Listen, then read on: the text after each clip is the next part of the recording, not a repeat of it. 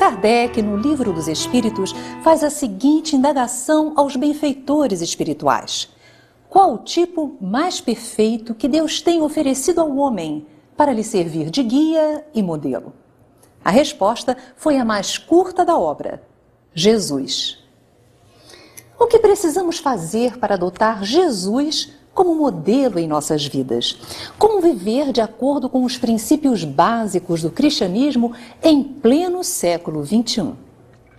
Para conversar conosco sobre o Mestre de Nazaré, encontra-se aqui o professor Raul Teixeira. Ele é físico, doutor em educação, espírita e conferencista internacional.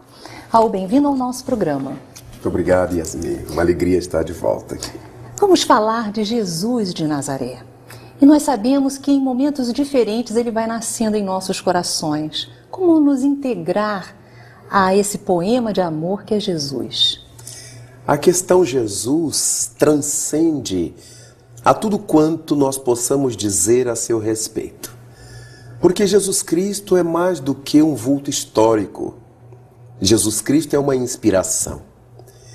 E naturalmente, quando nós nos damos conta, quando nos apercebemos de que Ele é o guia da humanidade, que Ele é esse guia, governador espiritual do nosso planeta, nós ficamos sem ter muito chão para definir essa criatura. No entanto, Allan Kardec nos diz, na nota que coloca a pergunta 625, após a resposta, diz que Jesus é o tipo que toda criatura humana deveria buscar, precisaria alcançar. É essa imagem do homem ideal para um planeta ideal que nós todos sonhamos. De maneira que esse guia que Jesus representa para nós, ele é muito mais uma emulação da alma do que um discurso teológico qualquer que ele seja.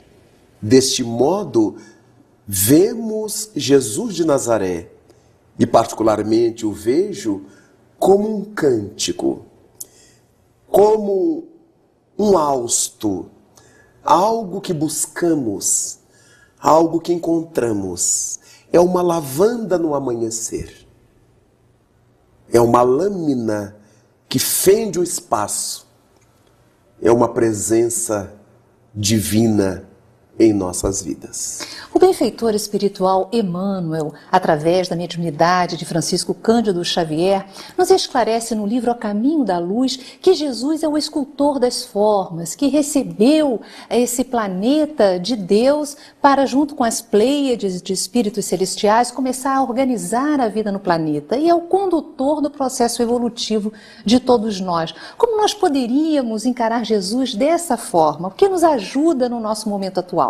É muito importante o seu posicionamento, porque os bons espíritos hão dito que Jesus Cristo não é o Senhor dos religiosos, é o governador do planeta. E os benfeitores mais altos alegam que, além de ser o governador da Terra, ele é o Senhor do sistema solar. Daí ser ele chamado de Rei Solar.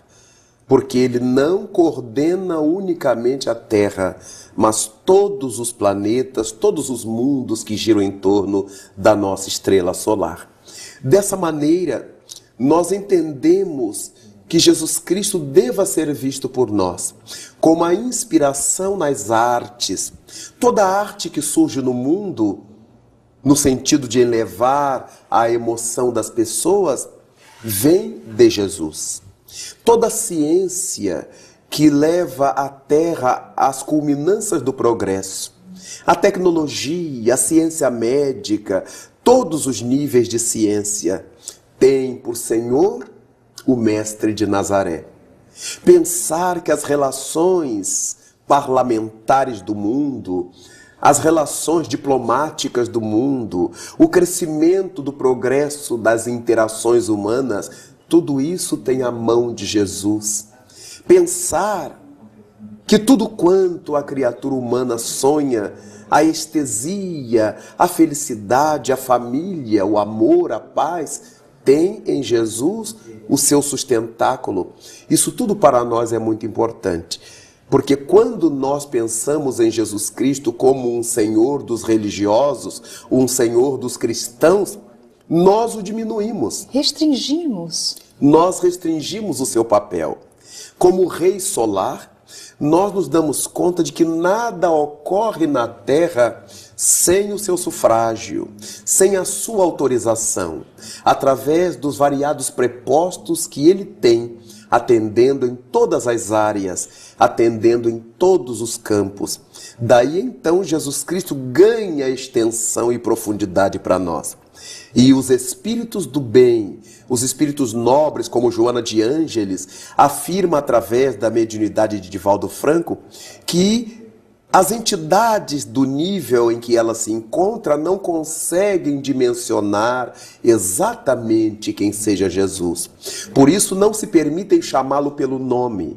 Chamam-no através de uma outra referência: Rei Solar, Estrela da Manhã, Divino Mestre, Celeste Amigo.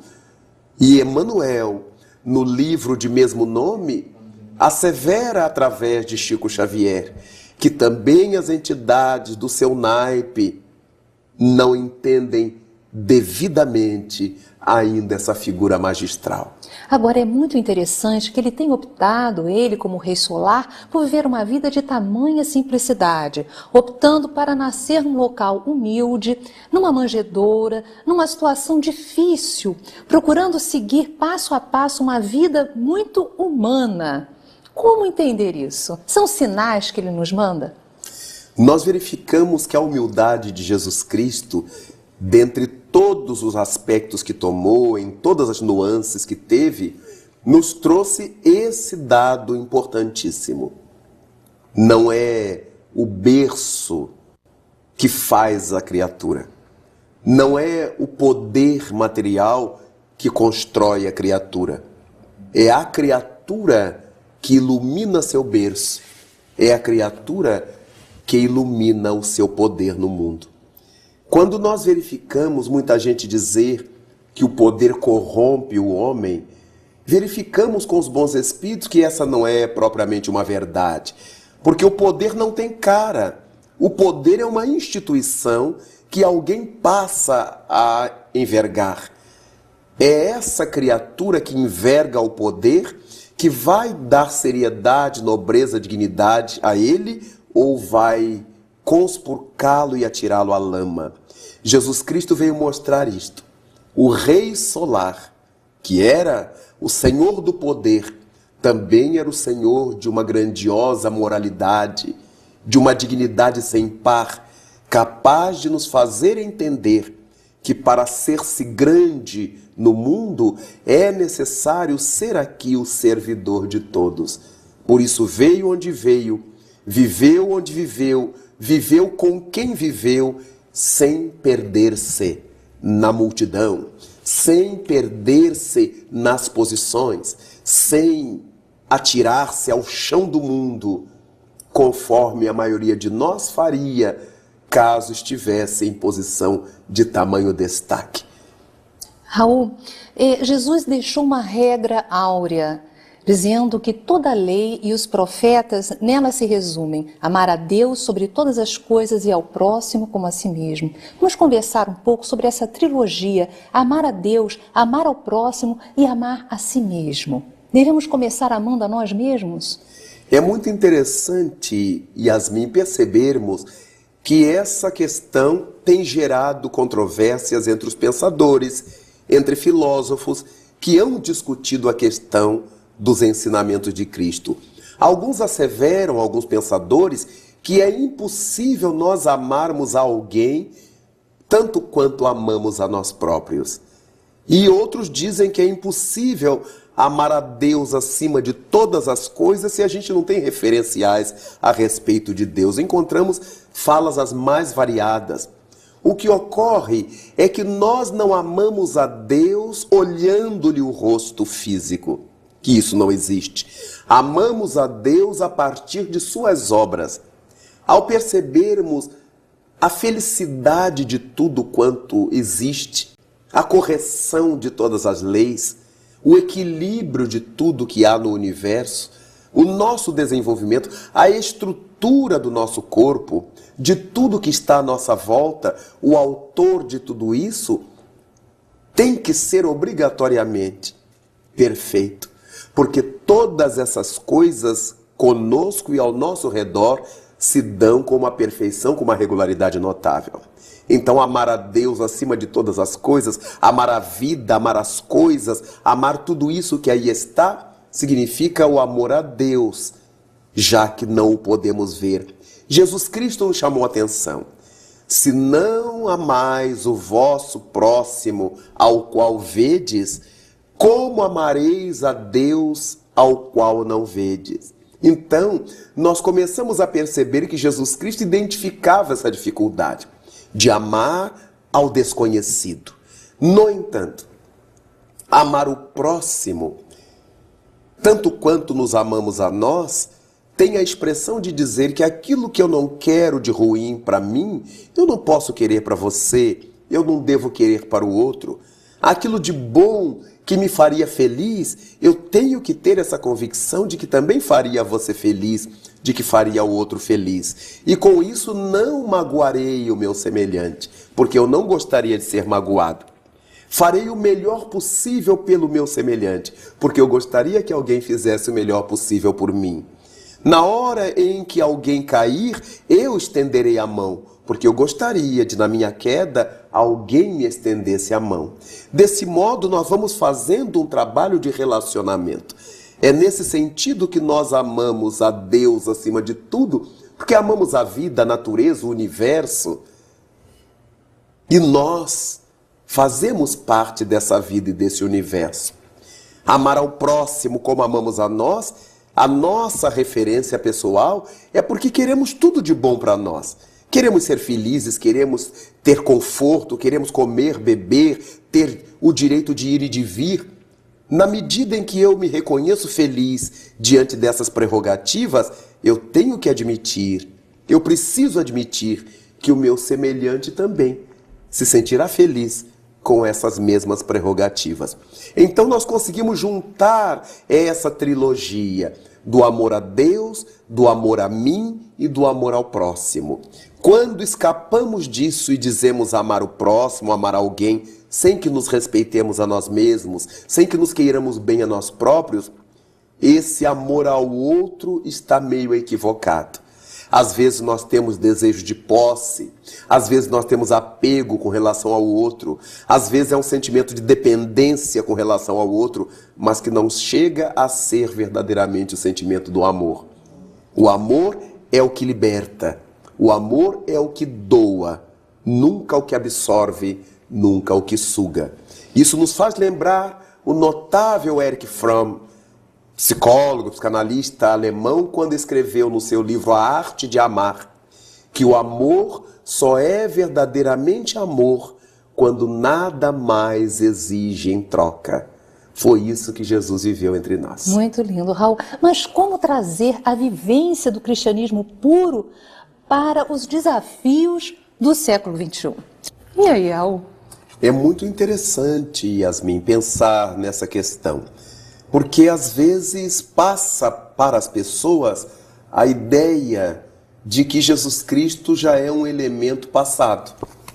É coisa antiga. Hoje nós temos os modernos ídolos, os modernos ícones, mas que sempre nos estão levando à infelicidade. Jesus Cristo prossegue sendo aquele que o que nos prometeu cumpre, dá-nos de acordo com as nossas obras. E dessa maneira, nesse século XXI, de tantas expectativas, percebemos que ainda não conseguimos nos ajustar aos ensinamentos do Mestre. Ora, quando ele propôs que nós amássemos a criatura humana como a nós próprios nos amássemos, a gente ainda não está fazendo isto.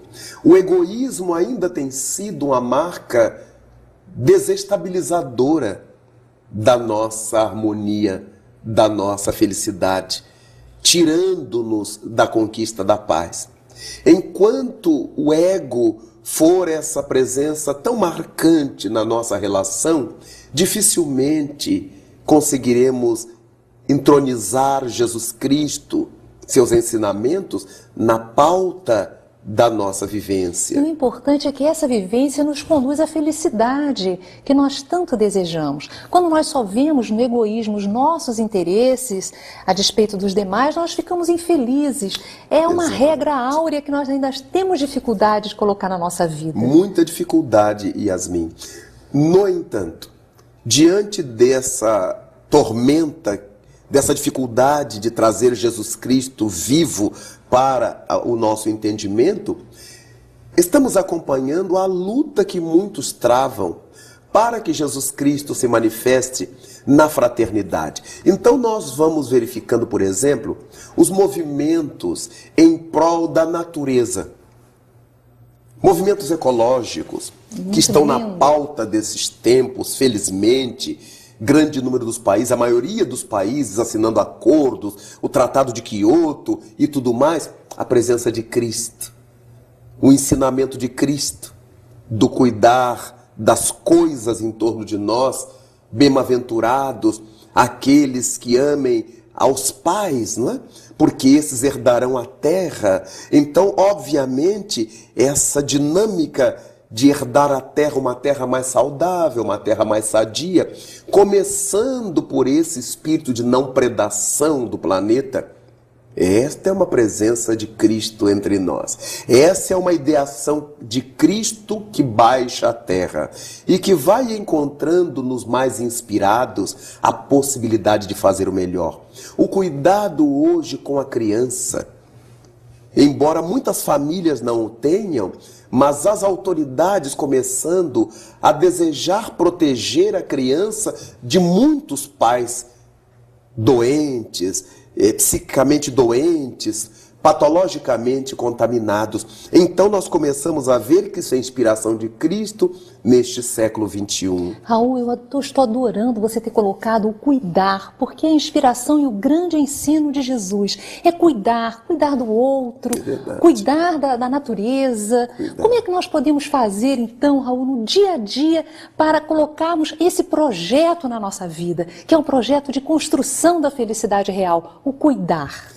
Nós precisamos plantar isto, Yasmin, porque na medida que você tem em suas mãos as crianças e os jovens, comece a ensinar para essa criança aquilo que faz bem à vida, aquilo que fará bem a ela, aquilo que fará bem aos outros. Então, quando a criança jogar o papelzinho de bala no chão, não precisa bater nela, agredir ou dizer palavras feias. Filho, pegue ali do chão, dá aqui para a mamãe botar na lixeira. Ou então, filho, põe ali na lixeira. A justificativa do adulto já estava sujo. Mas nós não viemos para conservar a sujeira do mundo. Nós viemos para limpar a sujeira do mundo. Atitudes pequenas. Coisas pequenas, mas que vão repercutir mais tarde. Porque quando nós olhamos os nossos rios, os mananciais, onde se atiram restos de carro, sofás, geladeiras, esse é o adulto que quando criança jogava papel de bala no chão e ninguém falava nada. Então, quando nós vemos hoje os homens que tiram as toras de madeira da Amazônia com todo o cinismo para vender para os países que estão fazendo propagandas ecológicas, eles estão dizendo onde aprenderam a mentir. Aprenderam a mentir desde criança, quando os pais, os educadores sabiam que eles mentiam e afirmavam, baseados em psicologias oportunistas, de que toda criatura humana tem que mentir. Então nós aprendemos a mentir e aplicamos a mentira para tudo. Jesus Cristo, no século XXI, é este que vem nos ensinar a viver as verdades, para sabermos dizer as verdades. Seja a vossa palavra sim, sim, não, não. Somente quem consegue sentir a verdade e seus benefícios, vive a verdade nas coisas mais mínimas. Vemos pessoas que acenderam economicamente, compraram carros importados, carros de luxo, mas atiram as garrafas pelas janelas do carro na via pública, atiram os pets, atiram sacos vazios de comestíveis, atiram lixo. Então a pessoa está dizendo o que carrega ainda na alma. Ela desfruta da coisa boa, mas não sabe preservar a coisa boa. Então nós vamos percebendo que neste século XXI há muito espaço ainda para que Jesus Cristo se aproxime, para que nós possamos pensar como Pedro de Camargo, nosso saudoso Vinícius, quando numa sua mensagem ele pergunta: Jesus nasceu onde e quando? Jesus nasceu para cada indivíduo num tempo diferente. Naquele momento em que nós despertamos para a realidade da vida, para o bem que podemos fazer, para o bem que podemos viver, para a liberdade que poderemos alcançar, então é nesse momento que Cristo nasce para nós. É tão importante deixar que Ele nasça. Comemoremos, cantemos, brindemos, troquemos mimos, mas com a convicção de que não é isso o verdadeiro espírito natalino. Não é esse o verdadeiro espírito da cuna, da manjedoura dentro de nós. O verdadeiro espírito dessa manjedoura em nós, dessa gruta de Belém em nós, é quando sentimos alegria por não sujar, por não depredar, por não macular, por auxiliar a vida a crescer em torno de nós e ensinar os outros a fazer o mesmo. A criança aprende muito rapidamente. O que fez Maria Montessori dizer que a criança é a mente absorvente, tem a mente absorvente e tanto absorve as coisas boas quanto as coisas negativas. Jesus, no século XXI, pede espaço para penetrar a alma da criança e nos faz recordar as suas falas nas areias de Genezaré. Deixai que venham a mim os pequeninos, não os detenhais. A partir daí, como é que poderemos deixar que as crianças cheguem a Jesus no século novo? Ensinando a elas como lidar com a vida, com a sua vida, com a vida do planeta, que repercute sobre a sua saúde, sobre o seu equilíbrio, sobre a sua felicidade, sobre a sua harmonia. Jesus conosco no século XXI será garantia de um século feliz e de progressos inomináveis para a nossa terra.